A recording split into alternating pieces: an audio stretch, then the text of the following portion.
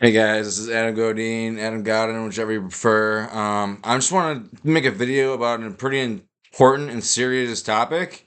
I'm sure everyone, or just about everyone, knows someone, or a family member, or a friend of someone who has passed from the opioid and opiate epidemic, in terms of specifically the opioid of heroin and fentanyl. And this has been a huge ongoing battle with people using these drugs and thinking that it's one drug, but in fact it's laced with fentanyl, which you need an extremely low amount to overdose on. We're talking about like the smallest decimal of milligrams. So it is extremely easy to overdose on fentanyl, and it's being added to many commercial drugs, like that you'd find on the street, like cocaine. You typically wouldn't think that there'd be fentanyl in cocaine traditionally, like historically, but now it's showing up in everything. It's showing up in even MDMA and drugs like that, the psychotropics, and you name it. It's in everything. It's inevitable, and it's so small that it's so easy to use to spread your supply to kind of get the most bang for your buck. Um, and to mix with a small amount with other substances to enhance them, so to speak. And a lot of people don't know the difference because it just creates a speedball effect where if you add a stimulant and a depressant, and some people can't even tell the difference, especially first time users of a substance. They think, oh, I'm getting cocaine, and in reality, they're getting fentanyl mixed with it, and it's not good. It's not good for the heart. It's not good for your central nervous system. If you do too much, it has toxicity. You could die from it. You can die for a heart attack from too much cocaine, things like that. But when you add fentanyl, it's like a guaranteed death at a certain lethality. So it's not something to be messed around with.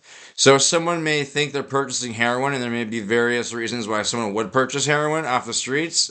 And most of the time, this heroin is laced with fentanyl. It's not even real heroin. If there's not even any real heroin anymore. It's just fentanyl mixed with powder. And this is just from crime statistics that I'm reading up on. It's not like I would know firsthand, but it's not like I'm buying this off the street. But you need a very incredibly low amount to maximize your bang for your buck with fentanyl, and it's very easy to overdose. That's the bottom line. That's the point. Um, but I'd like to talk a little bit about the judgments on people who use substances. That I was reading this post on a Facebook page, or I forgot if it was a Facebook page or a news article, but I was reading the comment section of this about a man who lost his son to fentanyl, and there's so many judgmental comments. Like, oh, you obviously weren't raised right. I've raised two boys, and they're raised just fine, and they don't do fentanyl. Or it's the parents' fault, or the parents failed them. That is so inaccurate and disgusting and cruel to say to someone who in a topic where someone should be grieving and respecting the dead. And I think that's the furthest from the truth. I think that if you can be raised perfectly right, and it's a nature versus nurture argument. You can be raised perfectly right and still end up in a certain crowd and end up doing drugs. It doesn't matter how you can be the best parent in the world. And I think I'm a pretty good parent. I'm a son to a 3-year-old, and I actually do worry about that, about drugs in his future. But um, you could parent all they want. At the end of the day, the kid will be the kid. They make the choices. They're the ones responsible for the choices they make. I mean, I don't say responsible. I mean, you're only responsible for the choice you make when you're 18 and above. So I don't mean to say that way, but kids will do what they want to do. Is my what I mean to say. So it's so easy to just judge someone who dies of fentanyl overdose. Be like, oh, how could they be so dumb? They knew it would kill them, and it's not that cut and dry. There's so many pills that are being laced with fentanyl that look like perfectly normal pain pills, right? And they're laced with the fentanyl, and they would never know it. You would never know it until it's too late, or if maybe if you melted it down into test strips. But people rarely do that, and even then, it's not going to do much. It's going to be laced with fentanyl. So, I mean, and any batch you may buy may be laced with fentanyl. It's just not worth it. It's not worth it to do drugs like that off the street that can be laced with fentanyl. But so many people have questioned that first time. Say you're addicted, but what about that first time you did it? And I want to explain to you the first time people do drugs is usually before 18, and it's 100% of the time it's a mental health choice. No one who is mentally healthy chooses to do drugs or who was an adult.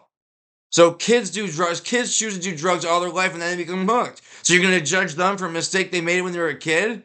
You're gonna judge someone for someone a mistake someone made when they were mentally ill and not in the right state of mind and then forever addicted to those drugs. Because once you do the drug once, that's enough to hold you firm for life. And it is so hard to get off these drugs. They're so addictive. People don't understand addiction. It's more than just a physical side effect. It's a mental. And it's a psychological. It's a spiritual. And it's like this drug is cleaning for your freaking soul. You know what I mean? It's coming for your soul. These drugs, the cocaines and the heroines of the world. So like the real hardcore drugs.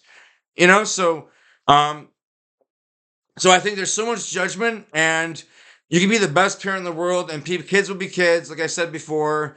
But that first time they use, they could be out of their mind. They could be in a different mental state. Would you really judge someone for one mistake someone made? They got hooked for the rest of their life. So people are saying, "Oh, you should have done that the first time. You don't do drugs. Don't do drugs. You should have done that the first time, junkie." That's idiotic. That's idiotic.